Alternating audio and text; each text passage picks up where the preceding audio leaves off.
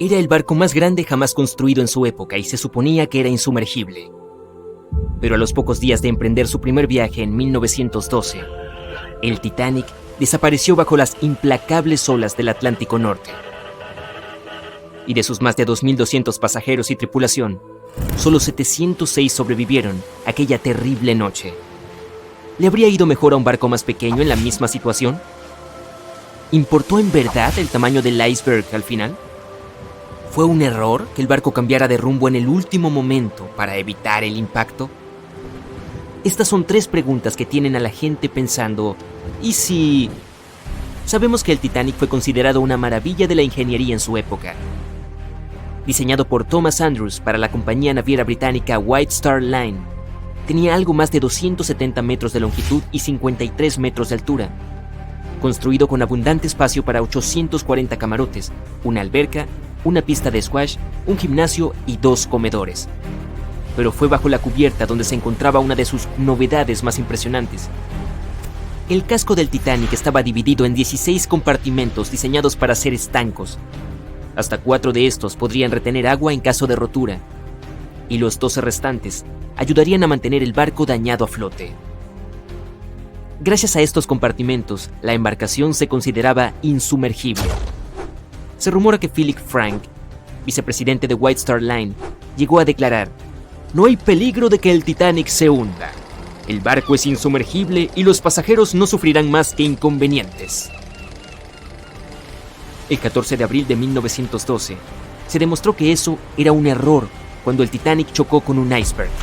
Cuando el hielo rasgó el casco del barco, varios de esos compartimentos estancos se rompieron. El Titanic solo tardó 2 horas y media en hundirse. Pero, ¿el tamaño del iceberg con el que chocó selló su destino? ¿Habría cambiado algo si este hubiera sido más grande o más pequeño? Los icebergs tienen una gran variedad de formas y tamaños.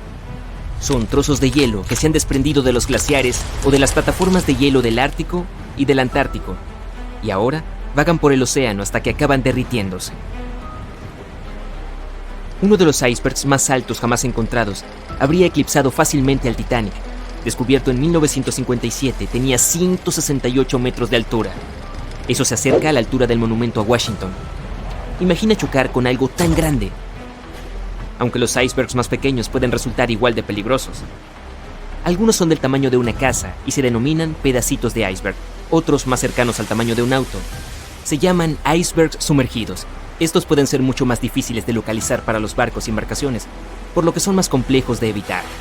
Y aunque son más pequeños, pueden producir mucho daño cuando son golpeados. También es fundamental recordar que los icebergs son siempre más grandes de lo que parecen, ya que la mayor parte de su masa se encuentra bajo la superficie del océano. De hecho, más del 80% del volumen de un iceberg está bajo el agua. La mayoría de sus bordes afilados y dentados no pueden verse. Si te acercas demasiado, corres el riesgo de dañar el casco de tu barco. Dado que el Titanic no se percató de su inminente destino, un iceberg más pequeño golpeado en el mismo ángulo podría haber sido suficiente para hundir al poderoso barco. Ahora bien, es posible que si el iceberg hubiera sido más grande, se hubiera detectado antes. El Titanic podría haber tenido tiempo de cambiar el rumbo y evitar el impacto. Pero perder ese iceberg no habría garantizado la seguridad del Titanic. Estaba viajando en un tramo peligroso del Atlántico llamado Iceberg Alley. Está situado a 402 kilómetros al este y sureste de Terranova, Canadá. Detrás de un iceberg podría haber otro, y otro después de ese. Así que la tripulación a bordo tuvo que permanecer muy atenta para evitar varias colisiones potenciales, y no solo una. Un barco más pequeño podría haber sido más adecuado para el viaje. El tamaño del Titanic era ciertamente un reto a la hora de manejar. De hecho, acababa de salir de su muelle en Southampton, cuando estuvo a punto de colisionar con otro transatlántico más pequeño, el SS New York, perdiéndolo por solo 0,6 metros. Es evidente que este gigantesco buque de vapor no estaba hecho para maniobrar rápidamente en espacios reducidos. Un barco de ese tamaño necesitaba tiempo y espacio para cambiar de rumbo. Pero cuando se trata de barcos contra icebergs, el tamaño de la nave no siempre importa. El Islander era un barco de vapor diseñado para recorrer el paso interior de Alaska. En el verano de 1901, chocó con un iceberg que abrió un agujero en la parte delantera o la proa del barco. El buque no se hundió de inmediato y la tripulación trató de ponerlo a salvo. Al final, la proa se sumergió por completo y la popa se levantó y salió del agua. El barco no tardó mucho más en hundirse por completo. De los 168 pasajeros y miembros de la tripulación, 128 sobrevivieron y se perdieron $3 millones en oro. El Islander tenía un casco de 73 metros, por lo que era casi una cuarta parte del tamaño del Titanic. Y ese menor tamaño no pareció ser de mucha ayuda para evitar una colisión con un iceberg. Y luego estaba el Hans Hedtoft, en 1959, también conocido como el Pequeño Titanic o el Titanic danés. Fue calificado como el barco más seguro a flote. Tenía 83 metros de largo y 95 personas a bordo. Al igual que el verdadero Titanic, el Hans Hedtoft estaba diseñado específicamente para hacer frente a todo lo que el mar pudiera arrojarle. Además de su doble fondo de acero, tenía una proa blindada y 7 compartimentos estancos. ¿Cómo podría hundirse un barco así? Pero podía. Y lo hizo. Estaba en su primer viaje regresando a Copenhague, cuando tuvo problemas. El 30 de enero chocó con un iceberg. Se envió una alerta SOS, pero cuando el Johannes Cross llegó para ayudar, el Hans Hedtoft no estaba en ningún lado. La única prueba de su existencia fue un cinturón salvavidas que fue arrastrado a la orilla en Islandia, 9 meses después. Una vez más, el tamaño más pequeño del barco no jugó a su favor. Un menor tamaño del Titanic no habría garantizado un viaje seguro en 1912. El último ¿qué hubiera pasado si? Se refiere a la elección de último momento cuando se divisó el iceberg y sonó la alarma. En primer lugar, el Titanic podría intentar detenerse por completo, pero esto no era una opción, ya que el barco necesitaba 800 metros para hacerlo, y el iceberg estaba a solo 274 metros de distancia. En segundo lugar, el Titanic podía intentar evitar el iceberg alejándose de él. Esto fue lo que el capitán ordenó. Pero el intento fue infructuoso, resultando en un profundo corte en el casco del barco. La última opción, chocar con el iceberg de frente. ¿Pero esto habría cambiado algo? La respuesta es un intrigante quizá. Algunos piensan que una colisión frontal habría salvado al Titanic. En este escenario se habría limitado el daño a la parte delantera del barco, en lugar de que el iceberg desgarrara el casco y comprometiera varios de los compartimentos estancos. Solo 4 de ellos se habrían roto. Esto hubiera significado que los otros podrían haber hecho su trabajo de mantener el Titanic a flote. El barco podría haberse atascado, sin poder moverse, pero hubiera permanecido sobre el agua hasta que llegara la ayuda. Esto hubiera proporcionado a un barco como el Carpathia el tiempo suficiente para llegar al lugar del accidente y poner a salvo a la gente a bordo. Uno de los diseñadores del Titanic, Edward Wilding, hizo una afirmación similar durante una investigación sobre el hundimiento. Sostuvo que la mayoría de las personas habrían sobrevivido a un choque frontal y que el Titanic en sí mismo no se habría hundido. Sin embargo, otros no están de acuerdo. En primer lugar, los mamparos especiales del Titanic se diseñaron específicamente para proteger al barco de colisiones con otros buques, no con icebergs. Estos compartimentos se arrugaban en caso de impacto, absorbiendo parte de la fuerza, mientras que el otro barco absorbía el resto. Aunque los daños seguirían siendo importantes, los mamparos restantes mantendrían al barco a flote. Pero un iceberg no tiene la misma flexión en una colisión que la que experimentaría con otro barco. La mayor parte de la fuerza sería absorbida por el Titanic, lo que provocaría mayores daños en el barco. Peor aún, el impacto se llevaría a través de toda la longitud de la nave. Los remaches reventarían, las costuras se romperían, los compartimentos se inundarían velozmente y el barco se hundiría aún más rápido, con lo que habría menos supervivientes. En cualquier caso, como ocurre con la mayoría de los "y sí", nunca sabremos realmente la respuesta. A pesar de lo trágico que fue el primer y último viaje del Titanic, dio lugar a cambios que ayudaron a que las salidas al mar fueran mucho más seguras. Los resultados de las audiencias sobre el desastre condujeron a la creación de la Patrulla Internacional del Hielo, o PIH, en 1914. Una organización que rastrea los icebergs en los océanos Atlántico y Ártico, para asegurarse de que los buques de la zona puedan evitarlos. En Estados Unidos y Gran Bretaña, los barcos estaban obligados a llevar suficientes botes salvavidas para acomodar a todas las personas a bordo. Se hicieron obligatorios los simulacros regulares de botes salvavidas, y por último, los mamparos de los barcos se hicieron más altos para evitar que entrara el agua. Y los fondos se estiraron para crear dobles cascos, ayudando a que los compartimentos fueran realmente impermeables. No se puede negar que la del Titanic fue una tragedia terrible. pero las lecciones aprendidas de esa noche para recordar han ayudado a prevenir muchas más. John miraba incrédulo mientras se alejaba en un trozo de madera. En las gélidas aguas del Ártico, se iba lentamente. Contempló el barco en el que había trabajado y vivido mientras elevaba su enorme proa hacia el cielo, y luego se partió por la mitad, provocando un sonido que solo un rayo podría reproducir. Consternado y aturdido, creía que él, y solo él, conocía la oscura verdad que se escondía tras la desaparición del insumergible barco, el Titanic. 5 días antes, mientras este zarpaba en su viaje inaugural, John trabajaba duro junto con sus compañeros en la carbonera, almacenando el carbón para alimentar el poderoso horno del Titanic. Habían abastecido y almacenado más de lo que John había visto en cualquier otro barco en el que hubiera trabajado. Pero este era el Titanic, el más grande que jamás había surcado los mares. En él, nunca podía haber demasiado carbón. Cuando salieron de Belfast y se dirigieron a Southampton, hubo un gran estruendo bajo la cubierta que pasó desapercibido. El horno rugía y las turbinas giraban, empujando al Titanic hacia adelante a un ritmo acelerado. La tripulación vitoreaba mientras el buque avanzaba, sin percatarse del fuerte ruido concerniente. Al llegar a Southampton, Greg subió a bordo entre otros cientos de pasajeros. Con 13 años en el mar, su amplia experiencia incluía el papel de contramaestre en 6 barcos anteriores. Preparado para un nuevo reto a bordo del mayor navío jamás construido, estaba deseando afrontar el siguiente desafío de su carrera. Greg venía con una gran experiencia, especialmente en la navegación por el Ártico.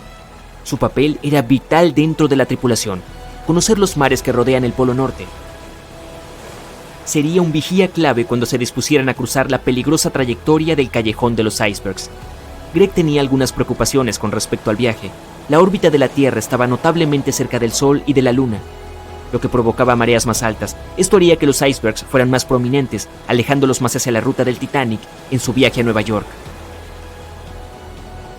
Al evaluar la torre de vigilancia e inspeccionar el equipo disponible, Greg no encontró binoculares. Esto le preocupó, pero los marineros se limitaron a reírse de él. «Si en la cubierta faltan cubitos de hielo, seguro que atravesamos un iceberg para reabastecernos», se rió un marinero. Greg no compartía este sentimiento. Ansioso por saber por qué los habían dejado sin equipo en una función tan vital en el barco, Greg preguntó más. Lamentablemente, el oficial que tenía las llaves del armario de suministro de binoculares había sido apartado de la tripulación en el último momento. Greg no podía creer que se hubiera pasado por alto algo tan importante. Para un barco tan poderoso y con tanta gente a bordo, cruzando en una ruta particularmente peligrosa, esto no tenía sentido. Pero como no quería ser multado por irrumpir en la propiedad del barco, Greg lo dejó pasar, esperando que no necesitaran los binoculares.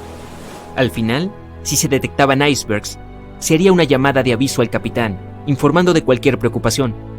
Poco sabía Greg que se había recibido un aviso, notificando los peligros que aguardaban, pero el telegrama no llevaba el título requerido, que aseguraría la entrega directa al capitán. Así que la advertencia crítica se pasó por alto. John y su tripulación bajo cubierta se prepararon para la partida, avivando los motores.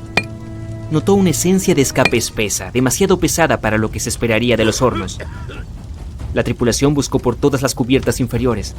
Tras una búsqueda exhaustiva, consiguieron localizar la causa del escape. Se trataba de un montón de carbón encendido dentro de una carbonera. Se desconocía cuándo se había encendido, pero era evidente que una acumulación de carbón había estado ardiendo, aumentando lentamente de tamaño. La cantidad de carbón ardiendo era preocupante. Se dio la alarma, alertando a un oficial para que revisara el asunto. Este evaluó los daños y confirmó al capitán que se consideraba poco preocupante, ya que solo se habían producido daños menores. John no estaba seguro de esta evaluación, ya que sabía que en los espacios confinados rodeados de mamparos de hierro, se produce un ambiente de horno que intensifica el calor con el tiempo. El Titanic avanzaba con fuerza, lo que no tenía sentido para John, ya que acababan de salir de Southampton. Estaba seguro de que habrían dado la vuelta. John y su tripulación recibieron la orden de echar el carbón ya encendido en el horno y seguir paleando hasta contener todo el contenido humeante. Era una tarea posible y minuciosa que podía llevar todo el viaje. La continua entrada de carbón haría que las turbinas girasen en un ritmo constante y acelerado. No para lo que fue diseñado el Titanic. Fue concebido como un lujoso transatlántico de pasajeros y no para batir récords de velocidad. Sin embargo, la tripulación encontraría entusiasmo, no solo en reconocer al Titanic como el insumergible, sino también como el más rápido. John y su tripulación continuaron paleando el carbón en el horno durante varios días. La temperatura dentro de la proa era cada vez más caliente. El calor contenido en el mamparo era tan intenso que se debilitaban las costuras de las paredes de hierro y los remaches. 2 días más, solo 2 días más. John se reía, tratando de levantar el ánimo de sus compañeros mientras trabajaban sin descanso. Pero mientras todos reían, bromeaban y esperaban con ansias llegar a tierra firme, se acercaban, sin saberlo, a su destino. El Titanic avanzaba a toda velocidad por el tranquilo mar. Greg miró hacia adelante, arriba en la torre de vigilancia, manteniéndose alerta, ya que ahora estaban en territorio de icebergs. A pesar de que el camino estaba despejado, podían producirse falsos horizontes, lo que creaba confusión sobre lo lejos que estaban realmente los objetos en la distancia.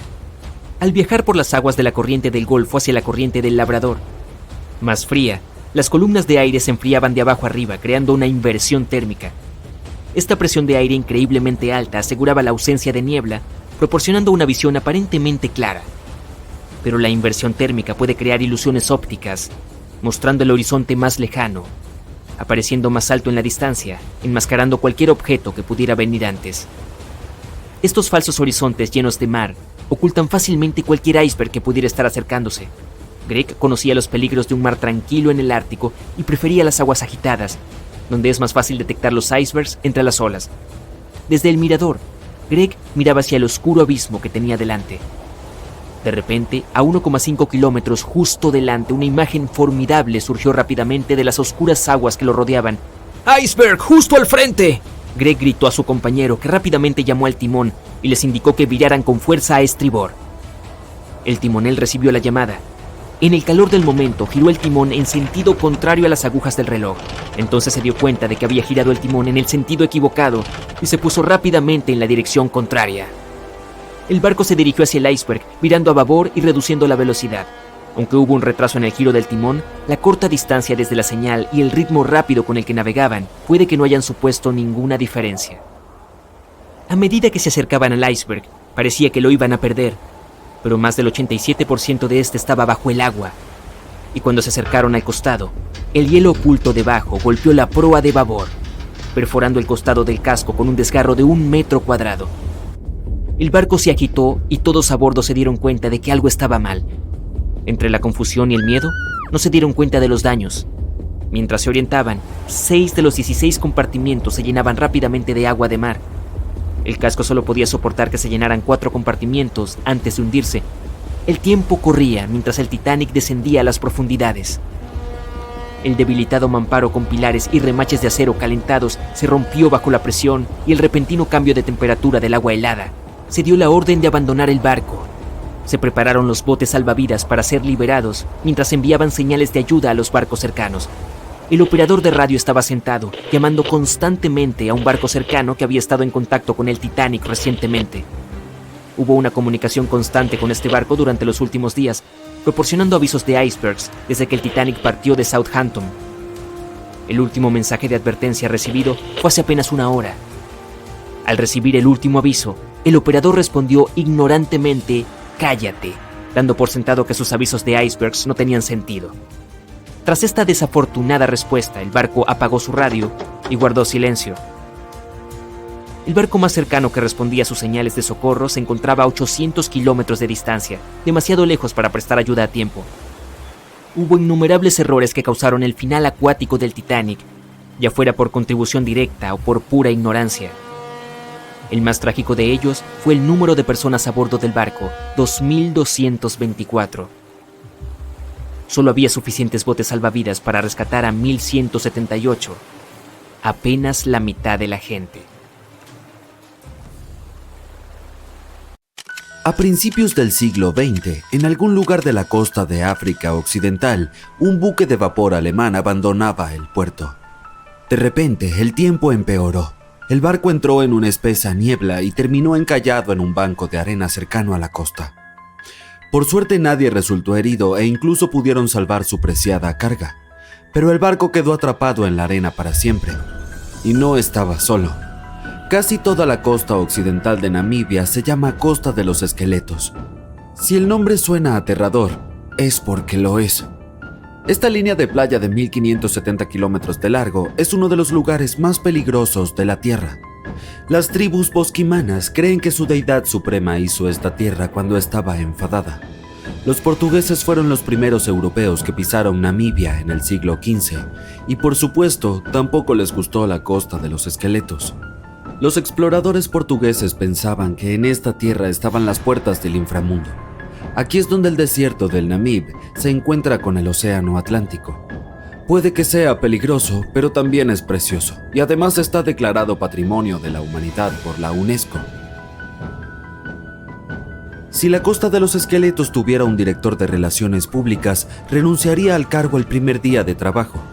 La zona no es precisamente apta para turistas, debido a su geografía y su historia. Bajo la arena y las olas hay una corriente marina secreta que acecha a los navegantes desprevenidos. Se llama Corriente de Benguela. Fluye a lo largo de la costa de África. Esta parte del Atlántico es rica en vida marina, pero en la costa el ambiente es bastante poco amigable. El desierto del Namib tiene un clima muy árido y es una de las regiones más secas de la Tierra. Y esa vida marina que acabo de mencionar son tiburones, 11 especies para ser exactos. Y sí, incluso el gran tiburón blanco aparece de vez en cuando. Hasta ahora tenemos un paisaje desértico, fuertes corrientes y tiburones. Definitivamente no es un lugar para pasar un día de picnic junto a la playa. Pero si alguien llega a la costa de los esqueletos, ¿se dará cuenta de que está en peligro? No te preocupes, lo sabrá. La playa está plagada de naufragios de todos los tamaños y formas. ¿Recuerdas el barco alemán que mencioné al principio? Su enorme y oxidada popa sobresale en la arena del desierto. Hay unos 500 naufragios en total esparcidos por la costa. Desde galeones portugueses con siglos de antigüedad hasta barcos que llegaron aquí en el siglo XXI. Un pesquero llamado Seila India se soltó de su cable de remolque en 2008 y terminó en la costa de los esqueletos. Bueno, no se escapó solo, tuvo algo de ayuda de los elementos. Pero es mejor ser una atracción turística en una playa que terminar destrozado y convertirse en chatarra. Ahí es a donde el remolque se dirigía en realidad. Pobrecito. El habitante más famoso de la costa de los esqueletos es el Dundee Star. Este carguero británico encalló aquí en 1942. La enorme operación de rescate que siguió revela por qué esta zona es tan peligrosa para los marineros. Los rescatistas consiguieron salvar a toda la tripulación y a los pasajeros, pero a un alto precio. En el proceso se perdieron un avión y un remolcador. El último de los rescatistas tardó 2 meses en regresar a Ciudad del Cabo, Sudáfrica. ¿Por qué? Un vistazo al mapa de la región revela la razón. Existe un interminable mar amarillo, la arena. Aquí hay muy pocas carreteras, así que es difícil llegar a la costa de los esqueletos por tierra. También hay obstáculos legales. Se necesita un permiso especial para transitar por esta zona. Pero los esqueletos del nombre no solo se refieren a barcos, también representan huesos de animales. La mayoría pertenecían a ballenas y focas. Muchos animales se han adaptado a este hábitat, así que leones y hienas recorren las costas en busca de comida. Bueno, ahora también tenemos leones hambrientos, como si los tiburones no fueran suficientes. Otros animales con residencia temporal en la costa de los esqueletos son elefantes, guepardos, leopardos y jirafas. En 1971 las autoridades namibias crearon aquí un parque nacional, pero salvo por los surfistas que buscan un subidón de adrenalina, no recibe muchos visitantes. Se entiende por qué. El desierto del Namib es el más antiguo del mundo y tampoco es muy turístico. Quienes viajen a la región deben llevar protector solar y una chaqueta de invierno. Una combinación extraña, ¿verdad? Bueno, no tanto si se piensa que durante el día las temperaturas se disparan por encima de los 45 grados centígrados. Por la noche, la temperatura del aire desciende por debajo del punto de congelación, es decir, 0 grados. Menuda montaña rusa climática. Y ese no es el peligro final. Sí, hay más. ¿Recuerdas cómo se perdió aquel barco alemán en la espesa niebla? No fue un hecho aislado. Debido al clima de la región, la niebla aparece con frecuencia. Los marineros deberían taparse los oídos, pero esta niebla es buena para la fauna. Es su única fuente de agua en el desierto del Namib. Los reptiles y mamíferos se han adaptado a este duro clima y utilizan la menor cantidad de agua posible. Arenas movedizas, niebla espesa, fuertes corrientes, leones y tiburones. No es lo que se suele poner en los folletos turísticos, pero la Costa de los Esqueletos no es la única playa del planeta en la que no querrías pasar tus vacaciones. Te llevaré a Cape Tribulation, en Australia. La zona abarca unos 48 kilómetros cuadrados en el noroeste del continente, pero no es seca como la Costa de los Esqueletos. Forma parte de la selva tropical de Daintree. Aquí es la selva y no el desierto la que se encuentra con el océano. La playa de Cape Tribulation parece sacada de una postal, pero las apariencias engañan. ¿Australia? ¿Otra vez tiburones? No, aquí te esperan cocodrilos si decides darte un chapuzón en el mar. Son cocodrilos de agua salada, a los que se llama saltis. Es un bonito apodo para un reptil tan peligroso. Pero no están solos. La fauna parece tener un problema con los visitantes. De octubre a junio, las aguas que rodean Cape Tribulation se llenan de medusas de caja, también llamadas avispas de mar. Su veneno afecta al sistema cardiovascular humano. Si un nadador es tocado por una medusa, no tendrá tiempo de llegar a tierra para pedir socorro. El vinagre ayuda a neutralizar la picadura, por lo que conviene llevar una botella de repuesto en el equipaje. Los cocodrilos y las medusas suenan peligrosos, pero hay otro animal del que debes cuidarte. Se trata del jabalí. Puede sonar gracioso, pero no te reirás cuando te persiga uno por la playa. En Australia viven 21 millones de jabalíes. Son activos sobre todo de noche, lo que aumenta aún más el peligro de que uno de ellos se lance sobre ti en la oscuridad. La mejor defensa es correr en círculos. Los jabalíes no cortan bien las esquinas. Probablemente por eso no son muchos los que se dedican a las carreras. Cape Tribulation te tiene reservado un último peligro y no es un animal. Aquí hasta los árboles conspiran contra los visitantes. El árbol urticante tiene ese nombre por una buena razón.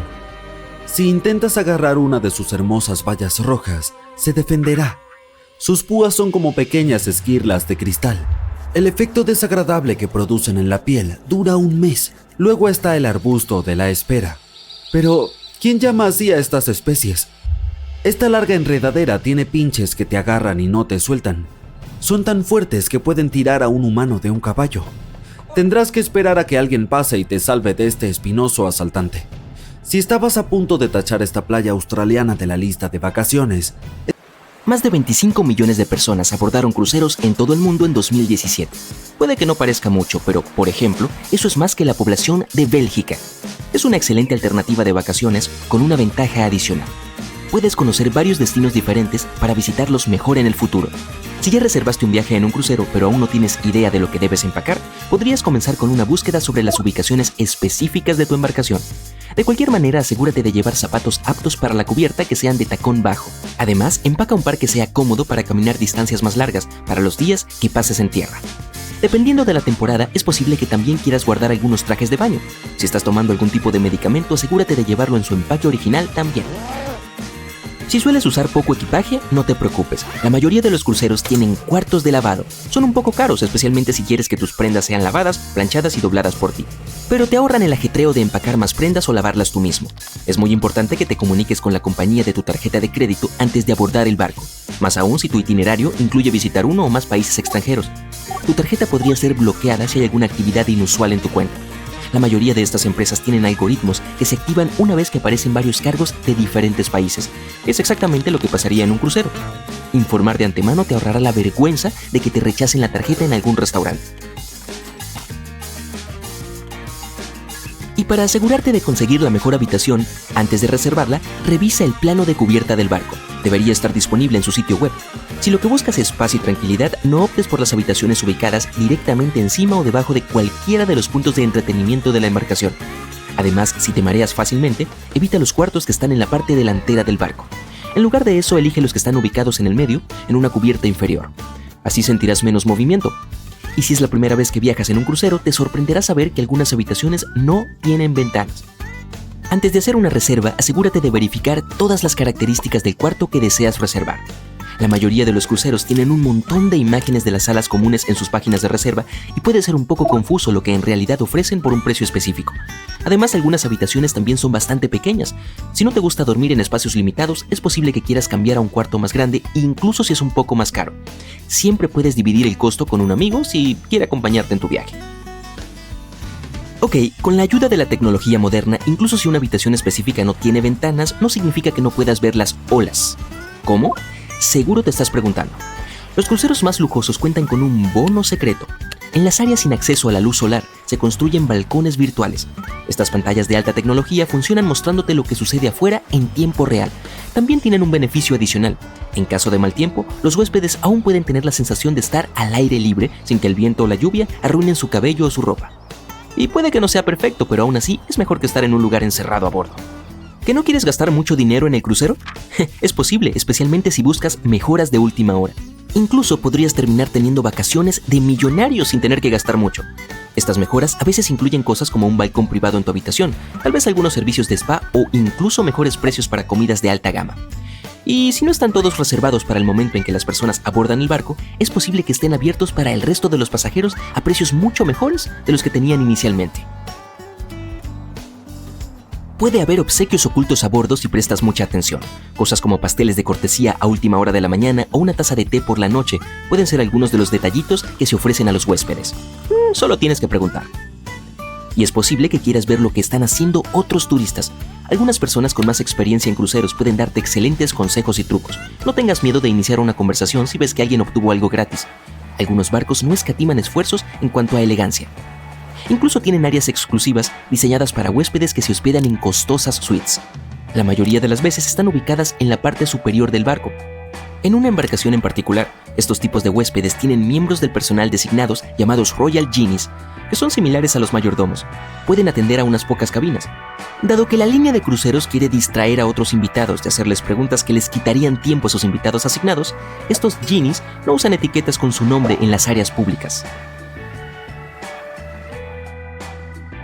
De hecho, la mayoría de las áreas comunes de los cruceros requieren que los viajeros sigan un código de vestimenta, pero si investigas con anticipación, es posible que descubras que ciertas zonas son más relajadas cuando se trata de lo que la gente debe usar.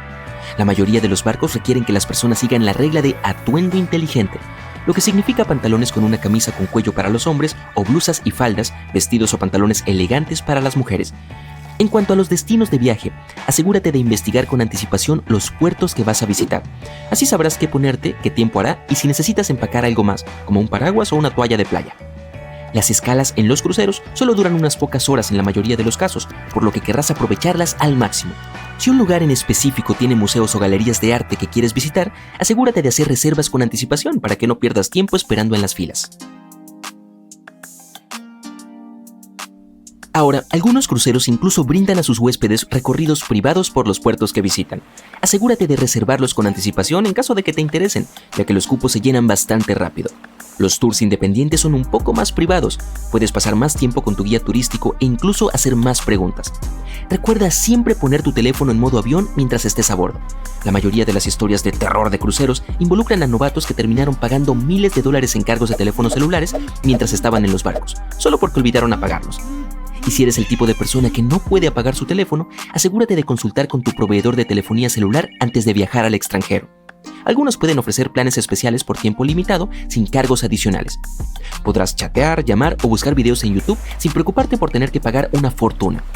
La mayoría de los cruceros también ofrecen Wi-Fi de cortesía o paquetes de Wi-Fi que se pueden comprar por adelantado, que son mucho más asequibles. Puedes limitarte a comunicarte con tus amigos y familiares en casa a través de FaceTime o Skype. Y las personas que han oído hablar de la tragedia del Titanic siempre se preguntan qué podría pasar si algo saliera mal a bordo. Bueno, tomemos los botes salvavidas, por ejemplo. El Titanic tenía solo 20 botes salvavidas a bordo, que trágicamente no fueron suficientes para acomodar a todos los pasajeros después de que el barco chocó contra el iceberg. Algunos cruceros elegantes en estos días tienen un número aún menor de botes, entre 15 y 18. ¿Esto es extraño? Bueno, en realidad no, dado que cada bote puede acomodar hasta 370 personas. E incluso los barcos más grandes, que tienen una capacidad estimada para 8,000 personas si están completos, incluidos los turistas y el personal, son seguros en caso de emergencia.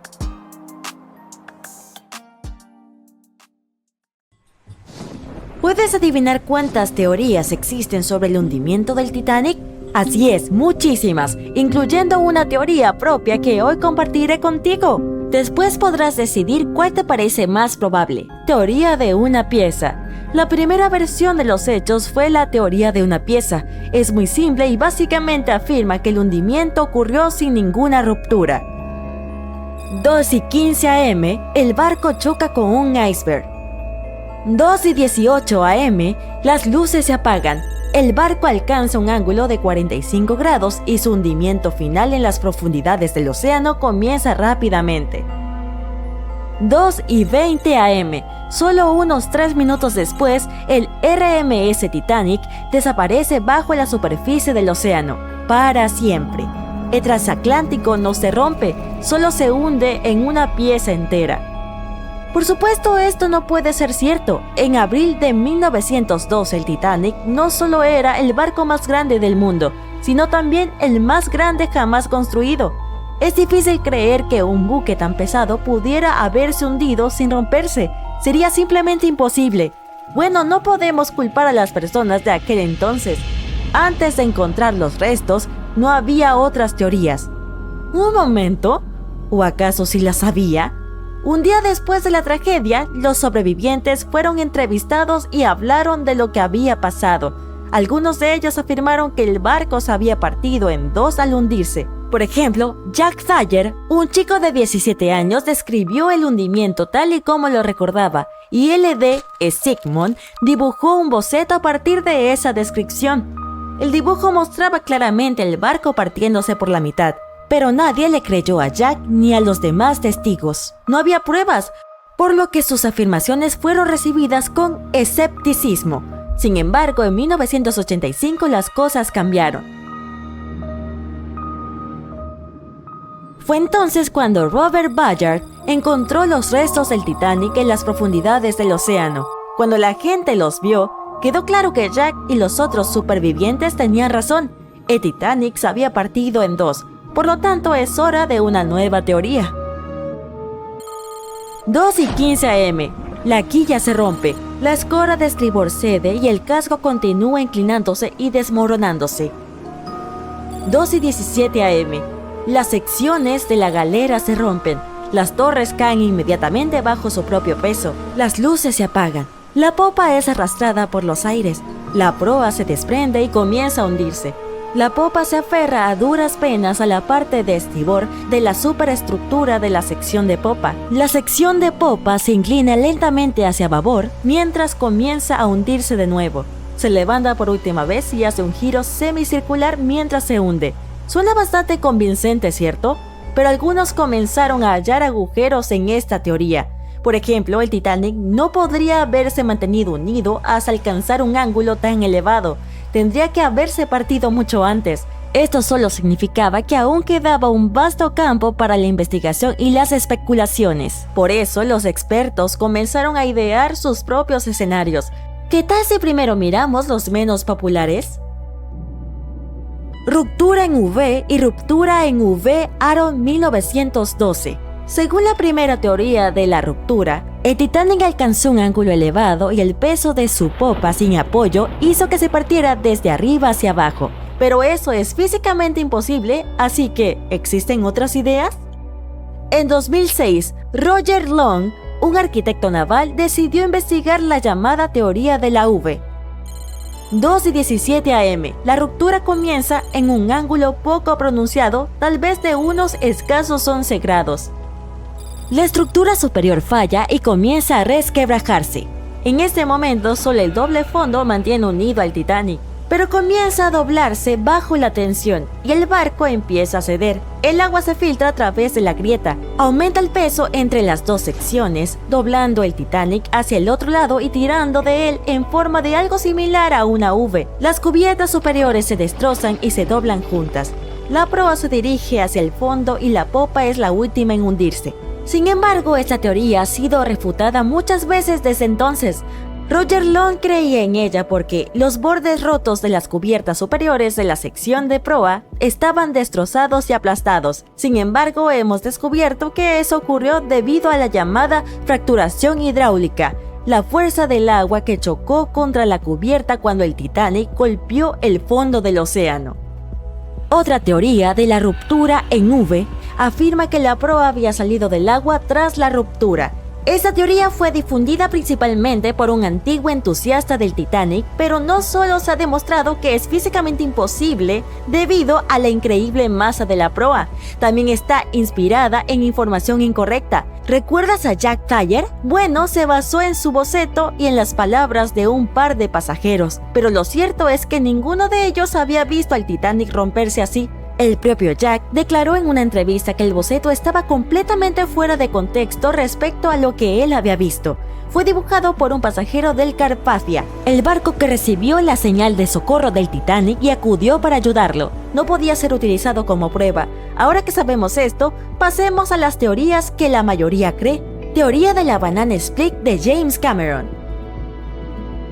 ¿Quién no ha visto la legendaria película sobre el Titanic? Se convirtió en la líder de la 70ª ceremonia de los Oscar en cuanto a nominaciones y premios, y merecidamente. Pero ¿sabías que James Cameron se interesó por el Titanic durante muchos años y estudió la historia del barco?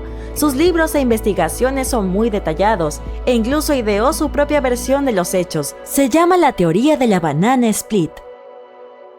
Y es lo que ves en la película. Dice así: el Titanic alcanza un ángulo de 23 grados y se fractura hasta la quilla. El doble fondo actúa como una bisagra mientras la popa cae.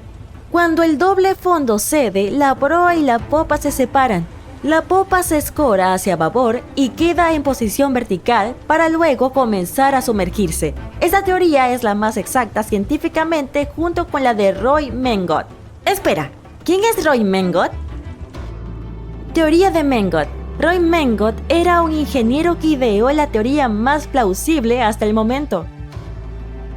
12:17 am, las luces se apagan. En este momento el Titanic está en un ángulo de 20 a 23 grados. De pronto el buque se parte en dos, justo alrededor de la tercera chimenea. La popa se hunde en el agua. La quilla falla primero. El calado y la parte inferior del casco se aplastan y se rompen. El agua entra en la proa y la popa del buque a través de las enormes grietas, haciendo que la sección de proa se hunda bajo las olas. La proa se eleva hasta un ángulo de 70 o 90 grados y también se hunde. Esta teoría parece ser la más lógica, pero es bastante controversial. Los sobrevivientes que vieron la ruptura afirmaron que la popa había retrocedido y que la proa había desaparecido por completo. La teoría de Mengot contradice esa afirmación, mientras que la de James Cameron la tiene en cuenta. ¿Estás pensando lo mismo que yo? La verdad debe estar en algún punto intermedio. Mi versión. Ahora, como te prometí, te daré mi versión de los hechos. Bueno, en realidad no es mi teoría, más bien es una combinación de las de Roy Mengot y James Cameron. Creo que James Cameron tenía razón sobre la ruptura. 12:17 am, el barco está en un ángulo alto, las luces se apagan, luego se parte en dos, la proa comienza a hundirse, el doble fondo sigue unido a la popa durante más o menos un minuto. Una vez que el doble fondo falla, las dos partes se separan y la proa se hunde. Entonces, como dijo Mengot, la popa se eleva en un ángulo alto y comienza a hundirse verticalmente. Esto podría haber ocurrido porque los supervivientes declararon haber visto una ruptura limpia, lo que significa que fue claramente visible. También habían visto a la popa permanecer en posición vertical por un buen rato, probablemente unos minutos antes de desaparecer. De todos modos, todo esto son solo especulaciones. Más allá de cómo se haya partido y hundido el Titanic, fue una gran tragedia. Ya han pasado 110 años desde que chocó con un iceberg y se hundió. ¿Sabías que en 2022 la compañía Blue Star Line terminará de construir una réplica exacta del Titanic? Bautizado como el transatlántico Titanic 2, el barco navegará por la misma ruta con 2.400 personas a bordo. 14 de abril de 1912. La noche oscura se llenó de horribles sonidos de un recipiente de metal gigante que se partía en dos. El barco más grande de esa época chocó con un iceberg que se encontraba en su camino. El Titanic, una de las historias más grandes del siglo XX, de las que la gente todavía habla. El lado de estribor del barco gigante rozó el iceberg. Eran las 11:40 p.m., cuando las cosas empezaron a ir mal. Ese iceberg causó suficientes daños como para que al menos 5 compartimientos del casco comenzaran a llenarse de agua. La tripulación inmediatamente comenzó una breve investigación para ver si podían hacer algo y arreglar las cosas. No tenían a nadie en quien confiar, solos en la oscuridad de la noche fría, lejos de la Tierra. El Océano Atlántico Norte, a unos 644 kilómetros al sur de Newfoundland, Canadá. Necesitaban tiempo para descubrir cómo llevar a las personas a un lugar seguro. Tuvieron algo de tiempo, cierto, pero no suficiente. Si viste la película, sabes que el barco no se hundió inmediatamente después de que apareciera esa fatalidad helada. Todo el proceso duró unas 2 horas y 40 minutos. Pero la situación era difícil. Había 2.200 personas a las que cuidar, incluidos tripulantes y pasajeros, y las cosas que sucedían en el barco eran caóticas. El diseñador jefe, Thomas Andrews, pronto se dio cuenta de que no podrían mantenerse a flote. A medianoche, toda la tripulación había comenzado a preparar los botes salvavidas para el lanzamiento. Tenían 20 botes con espacio para solo 1.178 personas, que era solo un poco más del 50% de las personas a bordo. La orden era poner a salvo a las mujeres y los niños primero. Los tripulantes estaban allí para remar y guiar los botes. La escena durante las siguientes 2 horas comenzó a escalar gradualmente. Los miembros de la tripulación tenían la tarea de despertar a los pasajeros y advertirles de que algo malo estaba pasando. Querían colocarlos en una flota de botes salvavidas lo antes posible. A las 12:15 am, algunos tripulantes enviaron una señal de socorro. Un barco de vapor llamado Frankfurt fue uno de los primeros que recibió el mensaje y respondió, pero estaban a unas 170 millas náuticas de distancia. Algunos otros barcos también recibieron el mensaje y ofrecieron su ayuda, pero lamentablemente también estaban demasiado lejos. A las 12:20 am, el transatlántico Carpathia de Cunard recibió una señal de socorro del Titanic y cambió su rumbo de inmediato. Estaba a 58 millas náuticas de distancia en ese momento y les tomaría más de 3 horas llegar allí. 20 minutos después, la tripulación bajaba el primer bote salvavidas. Llevaba solo 27 pasajeros, aunque tenía espacio para 65. Muchos de los botes salvavidas que se lanzaron primero estaban muy por debajo de su capacidad. Los miembros de la tripulación estaban preocupados, pensando que los cabrestantes no podrían sostener un bote salvavidas completamente cargado, y al principio muchos pasajeros tenían demasiado miedo de abandonar el barco. Todavía pensaban que el Titanic era insumergible y no podían imaginar el escenario que sucedería 1 o 2 horas después. La tripulación disparó el primero de 8 cohetes de socorro, pero fracasó. Nadie estaba lo suficientemente cerca para ayudar. A la 1:20 am bajaron 10 botes salvavidas. El número 8 tenía solo 28 personas en él. Uno de los pasajeros del número 10 era Milvina Dean, de 9 semanas. Más tarde se convertiría en la última superviviente que vivió hasta 2009 y cumplió 97 años. Ya eran las 2 am. 3 de los botes plegables eran los únicos botes salvavidas que quedaban en el barco. La proa se había hundido hasta el fondo y se había inclinado muy por debajo de la superficie. Las personas a su alrededor ahora podían ver claramente las hélices de popa sobre el agua. La tripulación estaba bajando el bote salvavidas plegable D desde el techo de las habitaciones de los oficiales con más de 20 pasajeros en él. Cuando la proa del barco se hundió, el agua arrastró el plegable A de la cubierta. Esas 20 personas luchaban porque su bote estaba parcialmente lleno de agua. Cuando los miembros de la tripulación intentaron soltar el plegable B, se cayó. Antes de que lo enderezaran, el agua lo barrió del barco. 30 pasajeros lograron encontrar seguridad en el bote salvavidas volcado. A las 2:17 am, el operador inalámbrico del barco decidió transmitir una última llamada de socorro. 1 minuto después, la luz del barco finalmente se apagó. El Titanic y todos los que quedaban a bordo se sumergieron en la oscuridad. La proa continuó hundiéndose y la popa se elevaba más sobre la superficie, lo que ejercía una gran presión sobre la sección media. Sonidos horribles llenaban la noche. El Titanic, este enorme barco legendario en el que tanta gente depositaba sus esperanzas y entusiasmo, se partió en 2, entre el tercer y el cuarto embudo. Los informes especularían que la sección de proa tardó unos 6 minutos en llegar al fondo del océano. La popa volvió a sentarse en el agua antes de volver a elevarse a una posición vertical. Permaneció en esta situación hasta que finalmente desapareció en el océano. A las 2:20 am, la popa aparentemente retuvo aire en el interior y la presión del agua la aplastó a medida que bajaba. La popa aterrizó a unos 610 metros de distancia de la proa. La gente consideraba al Titanic como el barco más rápido del mundo. Pensaron que era insumergible porque 4 de sus compartimientos podían inundarse, y eso aún no causaría una pérdida crítica de flotabilidad.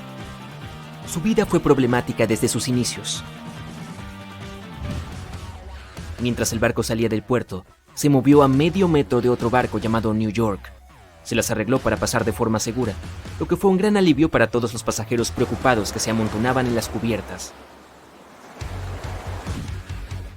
El Titanic zarpó el 10 de abril. Su primer viaje fue a través de la altamente competitiva ruta del Atlántico. En la fecha del lanzamiento, el Titanic se convirtió en el objeto móvil más grande en la historia de la humanidad. 269 metros de largo, 28 metros de ancho. No tan grande si lo comparas con los barcos actuales.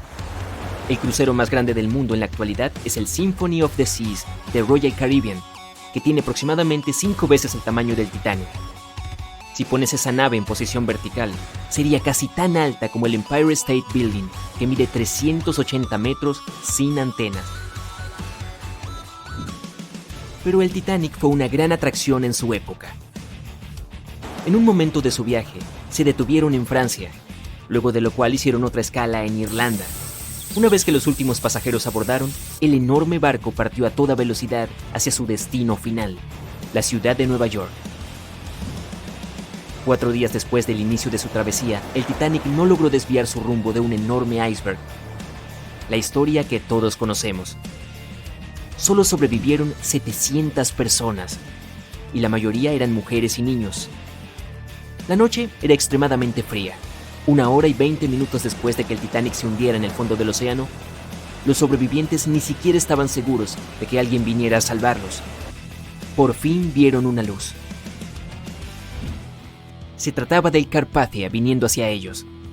Vinieron por la gente en los botes salvavidas. La tripulación los subió a bordo y sacó del agua a un puñado de pasajeros. Muchos barcos intentaron ponerse en contacto con el Titanic unas horas después de que se hundiera. Sus mensajes nunca fueron devueltos. Más tarde, cuando hubo una investigación sobre lo que realmente sucedió, descubrieron que el transatlántico Californian de Leyland había estado a menos de 32 kilómetros de distancia cuando el Titanic se estaba hundiendo, pero la tripulación no escuchó las señales de socorro provenientes del Titanic porque su operador de radio no estaba de servicio. Países de ambos lados del Atlántico quedaron conmocionados y horrorizados al conocer los detalles de lo ocurrido con el Titanic. Decidieron hacer cambios en las operaciones de los barcos, reglas que ayudarían a evitar tales eventos en el futuro. Celebraron la primera Convención Internacional para la Seguridad de la Vida Humana en el Mar, donde adoptaron reglas para que los barcos tuvieran botes salvavidas para cada pasajero a bordo. Además, los simulacros de botes salvavidas se hicieron obligatorios. También decidieron establecer una patrulla internacional de hielo. Su función principal era monitorear los icebergs en las rutas de navegación del Atlántico Norte. Los barcos también necesitaban mantener una vigilancia por radio las 24 horas. El Titanic no se construyó solo. Debido al tamaño de este magnífico barco y todo el equipo nuevo que requería, habría sido demasiado caro como único barco, por lo que el equipo construyó el Titanic junto con 2 barcos hermanos, y ambos tuvieron vidas llenas de acontecimientos. RMS Olympic llegó primero. Fue lanzado en 1910 y durante todo un año fue el transatlántico más grande del mundo. El Britannic fue otro barco gemelo que navegó durante un tiempo antes de que también terminara en el fondo del océano. Pero solo el Titanic se convirtió en leyenda y en uno de los casos más fascinantes de la historia moderna. Conoce a Arthur John Priest. No es famoso por haber sido pintor ni por haber descubierto un tesoro perdido hace mucho tiempo. No inventó ningún dispositivo genial ni rompió ningún récord mundial. No, Arthur John Priest es famoso simplemente por ser insumergible. Demostrando que se puede tener suerte y mala suerte al mismo tiempo, Priest estuvo involucrado en varios eventos desafortunados en el mar y sobrevivió a ellos, incluido el fatídico viaje inaugural del Titanic. Priest no era un hombre rico e interesado en navegar por placer, formaba parte de la clase trabajadora. Había sido contratado como fogonero, lo que lo llevó a pasar horas y horas en las entrañas calientes de los grandes buques de vapor. Su trabajo era sucio y difícil. Era responsable de mantener las calderas encendidas, alimentándolas con carbón y asegurando que se produjera suficiente vapor para que los motores funcionaran. Debía tener cuidado de no sobrecalentar el sistema ni incendiar el barco. Era necesario vigilar las calderas con cuidado y alimentarlas constantemente. Priest se ocupaba de todo eso mientras luchaba con el sudor y la suciedad.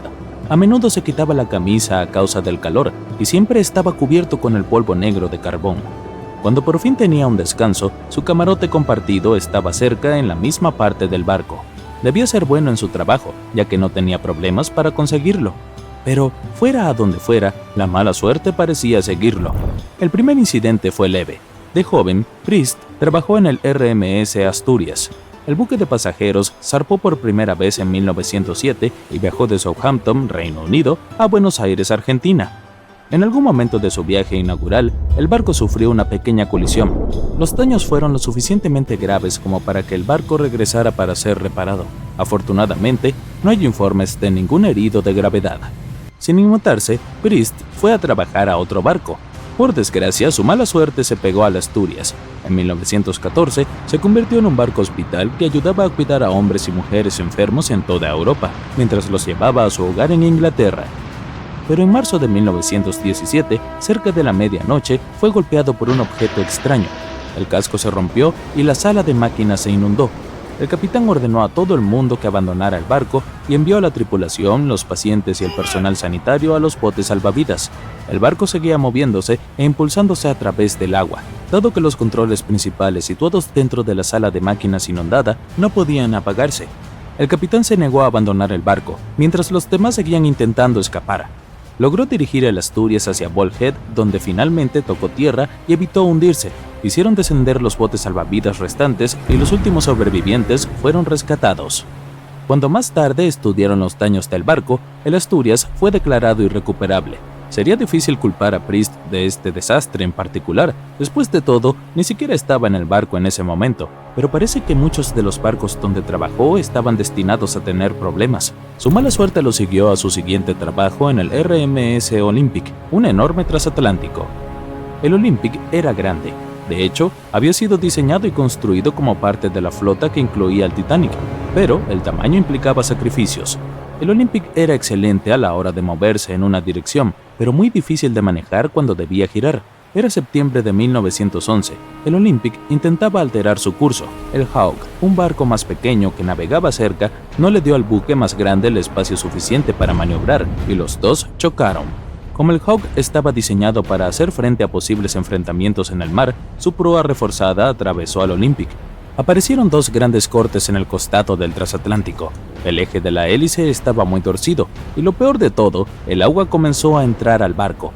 De alguna manera el Olympic llegó a la orilla sin hundirse, y nadie resultó gravemente herido. Priest no tenía ni idea de que esto era solo una pequeña muestra de lo que le deparaba el futuro. Más tarde consiguió empleo en un barco nuevo, un barco mejor, una maravilla insumergible. Se decía que era el barco más grande jamás construido. Sí, iba a trabajar en el Titanic. ¿Y qué trabajo? Se necesitaban 29 calderas que requerían 850 toneladas de carbón al día para producir suficiente vapor e impulsarlo. Priest era uno de los 150 fogoneros que trabajaban en las entrañas del barco y mantenían esos fuegos encendidos día y noche. Ganaba unos $30 al mes. El 14 de abril de 1912 pasaría de un mundo de calor extremo a uno de frío intenso. Cerca de las 11:35 p.m., la tripulación divisó un iceberg. El Titanic intentó evitarlo, pero la alarma sonó demasiado tarde. 5 minutos después, hubo un choque. El iceberg atravesó el casco y los compartimientos que antes eran a prueba de agua se destrozaron. Al entrar el agua fría del Atlántico, el barco comenzó a hundirse. Enviaron señales de auxilio, pero el barco más cercano, el Carpathia, estaba a más de 3 horas de distancia. En la oscuridad de la noche y atrapados en medio de la nada, la tripulación y los pasajeros entraron en pánico. Los que pudieron se lanzaron a los botes salvavidas, otros saltaron a las aguas heladas. En total, solo 706 personas sobrevivieron aquella terrible noche.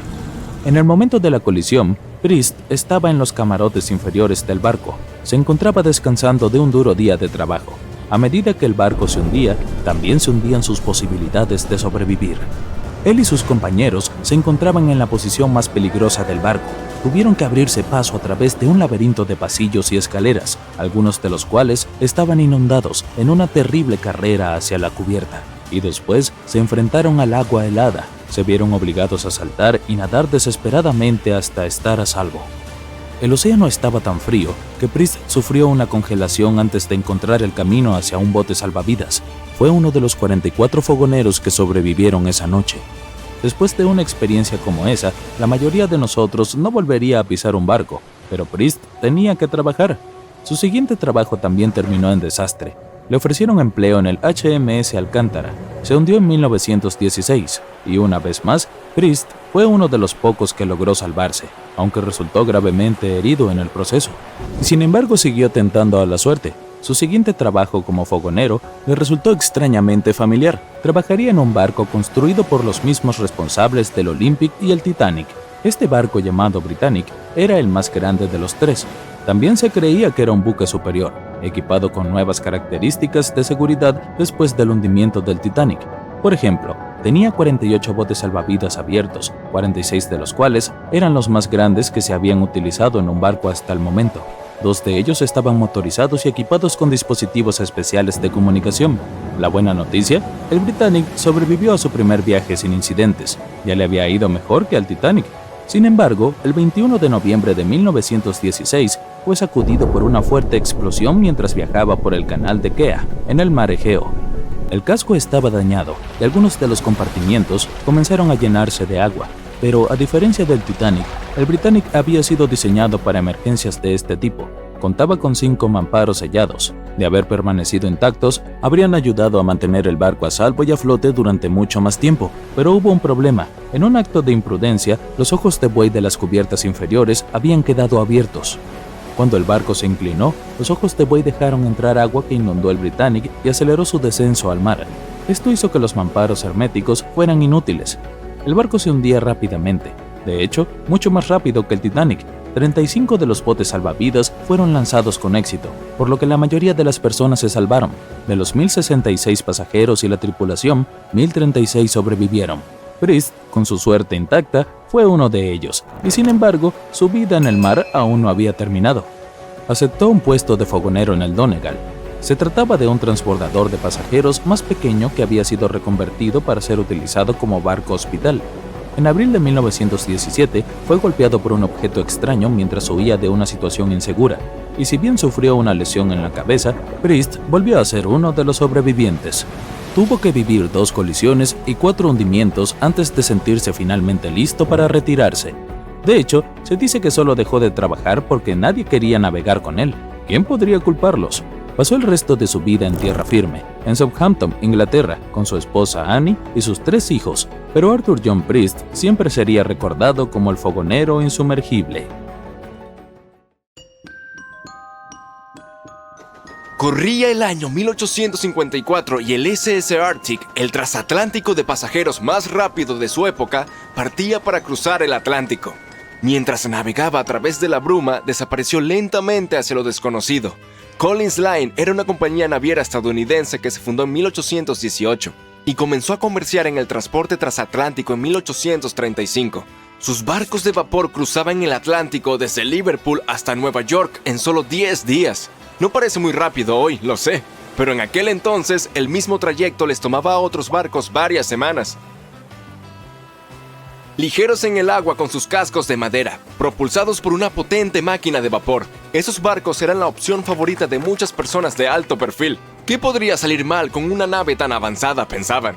Esto me recuerda a otro barco que todos creían que era insumergible. Pero bueno, volvamos a la línea Collins.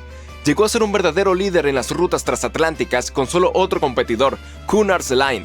Era una compañía británica que también aspiraba a ser la fuerza principal a través del paso del Ártico. En 1835, la compañía recibió un nuevo barco que viajó a Liverpool y regresó a Nueva York con el mayor cargamento jamás visto hasta ese momento. A partir de entonces, la línea Collins fue creciendo cada vez más. Parecía que solo le esperaban grandes éxitos. Desafortunadamente, sus lujosos barcos se volvieron muy costosos por la cantidad de carbón que usaban. La enorme fuerza de los motores, sumada a los débiles cascos de madera, hacía que requirieran muchas reparaciones después de cada viaje. Entonces, cada traslado terminaba siendo muy costoso, pero como los barcos eran seguros y tenían una gran reputación, la gente estaba dispuesta a pagar el precio y la empresa no entró en crisis. Habían logrado algo que nadie había conseguido antes. Como dije, sus barcos cruzaban el Atlántico en 10 días, y Edward Collins, el dueño, estaba muy decidido a mantener el ritmo. Sus 5 barcos superaban a la flota de Cunard, de solo 3. Este gran adelanto le brindó más atención. Aunque los barcos de Cunard eran más lentos con sus cascos de hierro, todavía daban ganancias, sin importar cuán lento navegaran. Entre los barcos de Collins, el Arctic, el tercero en ser lanzado, era el más grande, con 86 metros de largo y 2 motores de vapor de palanca lateral, cada uno con 1000 caballos de fuerza. Las ruedas de paletas hacían 16 revoluciones por minuto cuando estaban a toda velocidad. En el momento de su lanzamiento, la prensa lo llamó el buque más estupendo jamás construido en los Estados Unidos. Pero el glamour y la fama no pudieron evitar lo que vendría después. El 27 de septiembre, el Arctic estaba en su viaje de Liverpool a Nueva York, atravesando la espesa niebla a gran velocidad. Es posible que en ese momento, después de 4 años de viajes récord, la tripulación se sintiera demasiado confiada en las capacidades del barco. A solo 80 kilómetros de Terranova, andaban sin cuidado a través de la niebla sin contacto por radio, sonar o cualquier otra forma de identificación de objetos, equipados solo con el código Morse. Un barco más pequeño, el SS Vesta, que operaba como nave de pesca, a menudo trabajaba en Terranova. Estaba pasando por el mismo camino que el Arctic y se estrelló contra su costado. Conmocionado por la colisión, el capitán del Arctic le ofreció ayuda al Vesta, mucho más pequeño. Pero pronto quedó claro que el daño que parecía menor en el Arctic era en realidad grave. Debajo de la línea de flotación, el agua estaba entrando por un agujero. El costo de un casco de madera mucho más rápido ahora parecía demasiado. Entonces navegaron hacia tierra tratando de tapar los agujeros. Sin embargo, el agua seguía entrando, llenaba el casco cada vez más y empujaba el barco hacia abajo. Cuando la sala de máquinas se llenó de agua, las calderas se apagaron y así cayó la enorme potencia por la que el Arctic alguna vez fue legendario. El barco finalmente se detuvo por completo y la orden fue abandonarlo. Por aquel entonces, la ley marítima permitía que el Arctic llevara solo 6 botes salvavidas, capaces de salvar a solo 180 personas. La tripulación y algunos de los pasajeros lograron abrirse camino a bordo y ocuparon la mayoría de los asientos en esos botes. La situación se volvió muy tensa, todos se olvidaron de sus modales y no dejaron que las mujeres y los niños abordaran primero. El Arctic tardó 4 horas en hundirse. A bordo iban 150 tripulantes y 250 pasajeros. Aquellos que no pudieron encontrar un bote salvavidas hicieron un intento desesperado de construir sus propias balsas con partes del barco. 2 días después, solo 3 botes llegaron a la orilla. Los otros 3 nunca fueron encontrados. Lo creas o no, el grupo de rescate también salvó a algunas personas que habían estado aferradas a los escombros durante 2 días. A diferencia de la tripulación, el capitán se hundió con el Arctic, pero sorprendentemente sobrevivió. Es una de las 85 personas que lo lograron, de las 400 que estaban a bordo. Cuando llegó la noticia 2 semanas después, luego de la gran tristeza que causaron las pérdidas humanas, hubo una gran protesta por la poca seguridad. La prensa publicó una serie de exigencias para que hubieran más botes salvavidas, suficientes para cada persona a bordo de un barco. Pero esas solicitudes fueron ignoradas. Este descuido conduciría a más desastres en el futuro. Tener suficientes botes salvavidas recién entraría en la ley marítima unos 60 años después, luego del desastre del Titanic. La esposa y los 2 hijos de Edward Collins también estaban a bordo del barco y no regresaron. Él estaba desconsolado, pero no dejó de administrar su negocio. La línea Collins tenía una reputación que mantener, la más grande, la más rápida y la más lujosa del Atlántico. Edward Collins construyó un barco mejor que cualquier otro. Se llamó Adriatic y era el más grande del mundo, con 2 máquinas de vapor alternas de un tamaño jamás visto. Estas máquinas de vapor en su momento eran tecnología de punta, aunque hoy en día solo se pueden ver en modelos y juguetes. Con la nueva incorporación de 2 mástiles, el Adriatic también podría navegar sin motores si fuera necesario. Afortunadamente, se sacaron algunas lecciones del desastre del Arctic. Pero antes de que se construyera su nuevo barco, el Adriatic, ocurrió otro desastre. El barco gemelo del Arctic también se hundió. Se piensa que este segundo barco estaba corriendo una carrera con Cunard y chocó contra un iceberg en algún lugar durante el recorrido. Esta extraña competencia se cobró la vida de 141 personas. La desesperación de Collins, sumada a sus cascos débiles, llevaron a la compañía a la bancarrota en 1858. El Adriatic recién construido, que había costado más de $1 millón, solo había hecho un viaje, e incluso ese viaje fue considerado un desastre. El barco chocó con un remolcador. De todas maneras, logró terminar su viaje inaugural en un tiempo adecuado. Después de que la empresa quebró, tuvieron que vender el barco por solo $50,000. Quitaron los grandes motores y los reemplazaron por velas. Aunque alguna vez fue el barco más grande en alta mar, solo 30 años después fue abandonado, considerado irreparable y anclado en un río. Los otros barcos también se vendieron para usar sus partes. Edward Collins abandonó la industria y buscó trabajo en tierra firme. Como la línea Collins ya no estaba en carrera, la de Cunard se fortaleció. Sin competencia, ganó la banda azul los siguientes 30 años. Y 180 años más tarde, después de producir cientos de barcos, aún tiene presencia en los mares, ya que ofrece viajes transatlánticos, viajes alrededor del mundo y cruceros de placer. Hasta el día de hoy, la línea Cunard es la única que opera barcos entre Europa y América. John miraba incrédulo mientras se alejaba en un trozo de madera. En las gélidas aguas del Ártico, se iba lentamente. Contempló el barco en el que había trabajado y vivido mientras elevaba su enorme proa hacia el cielo, y luego se partió por la mitad, provocando un sonido que solo un rayo podría reproducir. Consternado y aturdido, creía que él, y solo él, conocía la oscura verdad que se escondía tras la desaparición del insumergible barco, el Titanic. 5 días antes, mientras este zarpaba en su viaje inaugural, John trabajaba duro junto con sus compañeros en la carbonera, almacenando el carbón para alimentar el poderoso horno del Titanic. Habían abastecido y almacenado más de lo que John había visto en cualquier otro barco en el que hubiera trabajado. Pero este era el Titanic, el más grande que jamás había surcado los mares. En él, nunca podía haber demasiado carbón. Cuando salieron de Belfast y se dirigieron a Southampton, hubo un gran estruendo bajo la cubierta que pasó desapercibido. El horno rugía y las turbinas giraban, empujando al Titanic hacia adelante a un ritmo acelerado. La tripulación vitoreaba mientras el buque avanzaba, sin percatarse del fuerte ruido concerniente. Al llegar a Southampton, Greg subió a bordo entre otros cientos de pasajeros. Con 13 años en el mar, su amplia experiencia incluía el papel de contramaestre en 6 barcos anteriores. Preparado para un nuevo reto a bordo del mayor navío jamás construido, estaba deseando afrontar el siguiente desafío de su carrera. Greg venía con una gran experiencia, especialmente en la navegación por el Ártico. Su papel era vital dentro de la tripulación, conocer los mares que rodean el Polo Norte. Sería un vigía clave cuando se dispusieran a cruzar la peligrosa trayectoria del Callejón de los Icebergs. Greg tenía algunas preocupaciones con respecto al viaje. La órbita de la Tierra estaba notablemente cerca del Sol y de la Luna, lo que provocaba mareas más altas. Esto haría que los icebergs fueran más prominentes, alejándolos más hacia la ruta del Titanic en su viaje a Nueva York. Al evaluar la torre de vigilancia e inspeccionar el equipo disponible, Greg no encontró binoculares. Esto le preocupó, pero los marineros se limitaron a reírse de él. Si en la cubierta faltan cubitos de hielo, seguro que atravesamos un iceberg para reabastecernos, se rió un marinero. Greg no compartía este sentimiento. Ansioso por saber por qué los habían dejado sin equipo en una función tan vital en el barco, Greg preguntó más.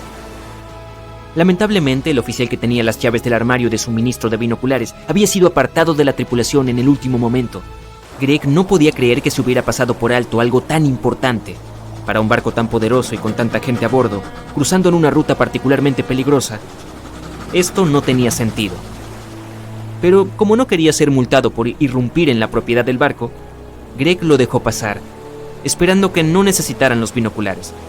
Al final, si se detectaban icebergs, se haría una llamada de aviso al capitán, informando de cualquier preocupación. Poco sabía Greg que se había recibido un aviso, notificando los peligros que aguardaban, pero el telegrama no llevaba el título requerido, que aseguraría la entrega directa al capitán. Así que la advertencia crítica se pasó por alto. John y su tripulación bajo cubierta se prepararon para la partida, avivando los motores. Notó una esencia de escape espesa, demasiado pesada para lo que se esperaría de los hornos. La tripulación buscó por todas las cubiertas inferiores. Tras una búsqueda exhaustiva, consiguieron localizar la causa del escape. Se trataba de un montón de carbón encendido dentro de una carbonera. Se desconocía cuándo se había encendido, pero era evidente que una acumulación de carbón había estado ardiendo, aumentando lentamente de tamaño. La cantidad de carbón ardiendo era preocupante. Se dio la alarma, alertando a un oficial para que revisara el asunto. Este evaluó los daños y confirmó al capitán que se consideraba poco preocupante, ya que solo se habían producido daños menores. John no estaba seguro de esta evaluación, ya que sabía que en los espacios confinados rodeados de mamparos de hierro, se produce un ambiente de horno que intensifica el calor con el tiempo. El Titanic avanzaba con fuerza, lo que no tenía sentido para John, ya que acababan de salir de Southampton. Estaba seguro de que habrían dado la vuelta. John y su tripulación recibieron la orden de echar el carbón ya encendido en el horno y seguir paleando, hasta contener todo el contenido humeante. Era una tarea posible y minuciosa que podía llevar todo el viaje. La continua entrada de carbón haría que las turbinas girasen en un ritmo constante y acelerado. No para lo que fue diseñado el Titanic. Fue concebido como un lujoso transatlántico de pasajeros y no para batir récords de velocidad. Sin embargo, la tripulación encontraría entusiasmo no solo en reconocer al Titanic como el insumergible, sino también como el más rápido. John y su tripulación continuaron paleando el carbón en el horno durante varios días. La temperatura dentro de la proa era cada vez más caliente. El calor contenido en el mamparo era tan intenso que se debilitaban las costuras de las paredes de hierro y los remaches. 2 días más, solo 2 días más. John se reía, tratando de levantar el ánimo de sus compañeros mientras trabajaban sin descanso. Pero mientras todos reían, bromeaban y esperaban con ansias llegar a tierra firme, se acercaban, sin saberlo, a su destino. El Titanic avanzaba a toda velocidad por el tranquilo mar. Greg miró hacia adelante, arriba en la torre de vigilancia, manteniéndose alerta, ya que ahora estaban en territorio de icebergs. A pesar de que el camino estaba despejado, podían producirse falsos horizontes, lo que creaba confusión sobre lo lejos que estaban realmente los objetos en la distancia. Al viajar por las aguas de la corriente del Golfo hacia la corriente del Labrador, más fría, las columnas de aire se enfriaban de abajo arriba, creando una inversión térmica. Esta presión de aire increíblemente alta aseguraba la ausencia de niebla, proporcionando una visión aparentemente clara. Pero la inversión térmica puede crear ilusiones ópticas, mostrando el horizonte más lejano, apareciendo más alto en la distancia, enmascarando cualquier objeto que pudiera venir antes. Estos falsos horizontes llenos de mar ocultan fácilmente cualquier iceberg que pudiera estar acercándose. Greg conocía los peligros de un mar tranquilo en el Ártico y prefería las aguas agitadas, donde es más fácil detectar los icebergs entre las olas. Desde el mirador, Greg miraba hacia el oscuro abismo que tenía delante. De repente, a 1,5 kilómetros justo delante, una imagen formidable surgió rápidamente de las oscuras aguas que lo rodeaban. ¡Iceberg, justo al frente!, Greg gritó a su compañero, que rápidamente llamó al timón y les indicó que viraran con fuerza a estribor. El timonel recibió la llamada. En el calor del momento, giró el timón en sentido contrario a las agujas del reloj. Entonces se dio cuenta de que había girado el timón en el sentido equivocado y se puso rápidamente en la dirección contraria. El barco se dirigió hacia el iceberg, virando a babor y reduciendo la velocidad. Aunque hubo un retraso en el giro del timón, la corta distancia desde la señal y el ritmo rápido con el que navegaban puede que no hayan supuesto ninguna diferencia. A medida que se acercaban al iceberg, parecía que lo iban a perder, pero más del 87% de este estaba bajo el agua. Y cuando se acercaron al costado, el hielo oculto debajo golpeó la proa de babor, perforando el costado del casco con un desgarro de 1 metro cuadrado. El barco se agitó y todos a bordo se dieron cuenta de que algo estaba mal. Entre la confusión y el miedo, no se dieron cuenta de los daños. Mientras se orientaban, 6 de los 16 compartimientos se llenaban rápidamente de agua de mar. El casco solo podía soportar que se llenaran 4 compartimientos antes de hundirse. El tiempo corría mientras el Titanic descendía a las profundidades. El debilitado mamparo con pilares y remaches de acero calentados se rompió bajo la presión y el repentino cambio de temperatura del agua helada. Se dio la orden de abandonar el barco. Se prepararon los botes salvavidas para ser liberados mientras enviaban señales de ayuda a los barcos cercanos. El operador de radio estaba sentado, llamando constantemente a un barco cercano que había estado en contacto con el Titanic recientemente. Hubo una comunicación constante con este barco durante los últimos días, proporcionando avisos de icebergs desde que el Titanic partió de Southampton. El último mensaje de advertencia recibido fue hace apenas 1 hora. Al recibir el último aviso, el operador respondió ignorantemente: «Cállate», dando por sentado que sus avisos de icebergs no tenían sentido. Tras esta desafortunada respuesta, el barco apagó su radio y guardó silencio.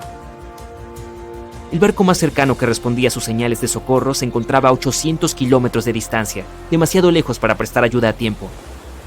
Hubo innumerables errores que causaron el final acuático del Titanic, ya fuera por contribución directa o por pura ignorancia. El más trágico de ellos fue el número de personas a bordo del barco, 2.224. Solo había suficientes botes salvavidas para rescatar a 1.178, apenas la mitad de la gente. ¿Cuánto tiempo puedes sobrevivir sin mirar tu teléfono o reloj para ver la hora? Mi récord personal es 13 minutos, pero hay alguien que vivió sin problemas sin saber la hora durante 63 días. En el verano de 1962, un tipo francés llamado Michel Siffre se quitó el reloj y descendió a una cueva en los Alpes franceses. A sus entonces 23 años, pasó los siguientes meses en completa soledad y sin ver el sol. Y así fue como accidentalmente se convirtió en el fundador de todo un campo de la ciencia llamado cronobiología o estudio de los ritmos biológicos. El plan original de Michel era estudiar un glaciar subterráneo que había descubierto anteriormente. Quería pasar 15 días bajo tierra, pero luego pensó que no sería suficiente para realizar una investigación seria y decidió quedarse allí 2 meses en la oscuridad. No fueron unas vacaciones muy cómodas, ya que sus pies siempre estaban mojados y su temperatura corporal era mucho más baja de lo normal. Pero pasaba su tiempo libre leyendo, escribiendo, pensando en su futuro y estudiando su entorno. También dormía bien y comía cuando le apetecía. Había un equipo esperando en la entrada de la cueva. Acordaron que el científico les avisaría cuando se despertara, comiera y antes de irse a dormir. El equipo no tenía permitido contactarlo, solo registrar cuando enviaba señales para asegurarse de que estaba sano y salvo y llevar un seguimiento de su ciclo de vida. Siffre también les informaba de su pulso y contaba del 1 al 120, un dígito por segundo. Y así fue como descubrieron que su percepción del tiempo estaba gravemente alterada. Le tomó 5 minutos completar esa tarea en lugar de los 2 minutos habituales. Cuando el equipo le dijo que era hora de salir de la cueva, él estaba seguro de que apenas era agosto y ya era 14 de septiembre. Siffre cree que también tuvo que ver con la casi total ausencia de luz. Solo tenía una pequeña bombilla en la cueva. Todo le parecía un día interminable, y su memoria no lograba recordar lo que había hecho el día anterior o 2 días antes. El resultado más importante de su experimento fue demostrar que las personas, al igual que los animales, tienen un reloj interno que no depende del ciclo día-noche. Siffre no se detuvo ahí y realizó docenas de expediciones para pasar tiempo dentro de cuevas. 10 años después, inició un experimento de 6 meses en Texas. Todo esto lo ayudó a descubrir que cuando las personas no tienen referencias temporales, cambian a un ciclo de 48 horas, no al de 24 al que estamos acostumbrados. Sería 36 horas de actividad y de 12 a 14 horas de sueño. La NASA usó los resultados de sus experimentos para ayudar a los astronautas que tenían problemas de memoria a corto plazo después de un tiempo en aislamiento. En 2021, una mujer española rompió el récord de la cueva de Siffre.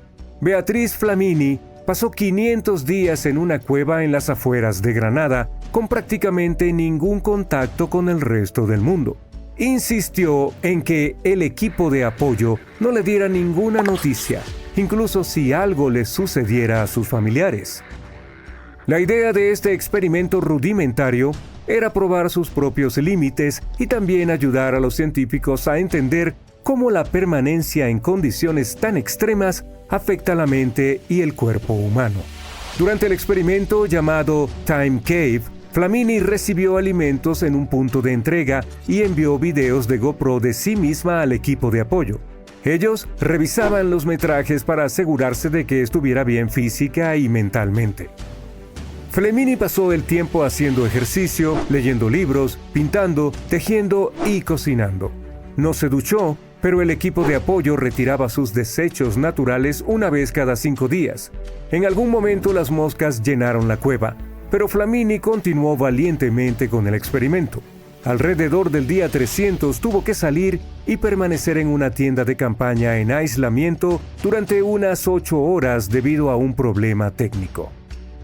Cuando transcurrieron 500 días, el equipo de apoyo encontró a Flamini durmiendo. Ella perdió completamente la noción del tiempo y dijo que siempre sentía que eran las 4 de la mañana.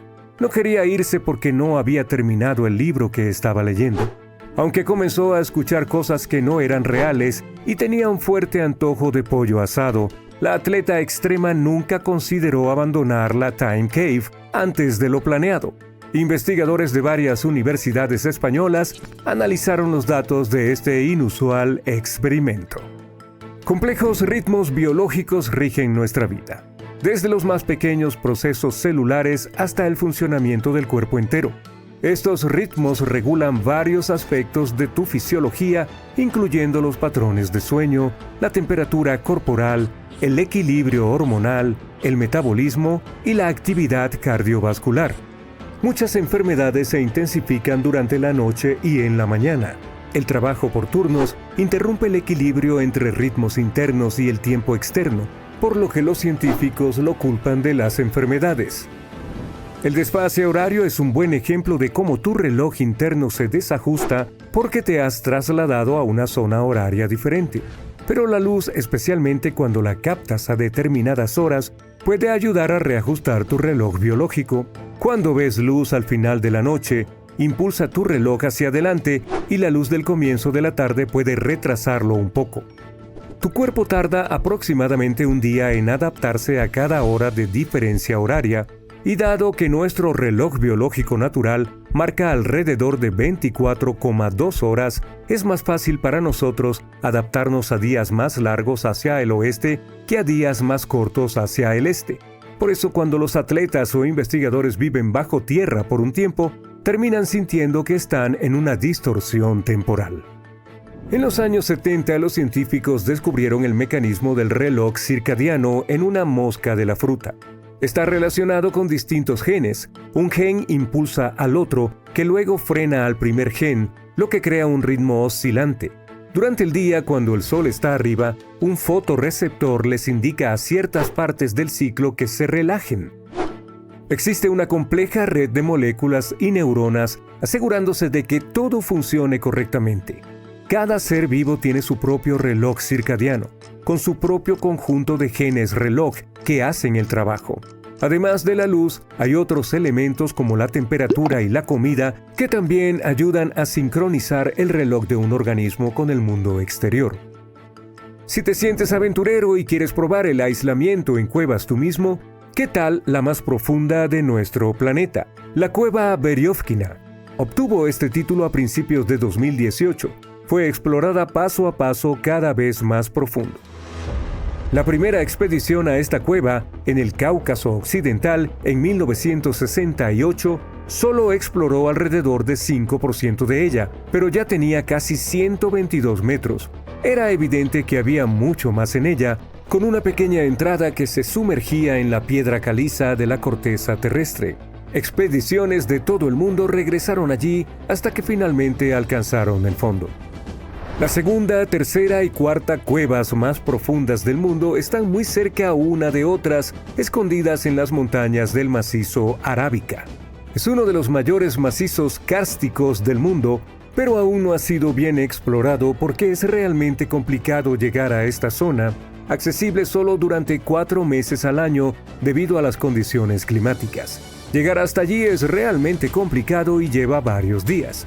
Hay cascadas submarinas con agua casi helada, inundaciones, entradas obstruidas y otros peligros inesperados. Si no estás preparado para las más profundas, podrías optar por la más larga. La cueva Mammoth en Kentucky tiene más de 643 kilómetros de laberintos de piedra caliza ya explorados y probablemente alrededor de 965 kilómetros aún por descubrir. Más de 500,000 de personas visitan la cueva cada año como parte de recorridos organizados. Puedes elegir entre una versión clásica y una más extrema, aprender sobre la historia cultural de la cueva o asistir a un concierto dentro de sus paredes de piedra. También puedes disfrutar de conocer más de 100 especies de vida silvestre que habitan allí.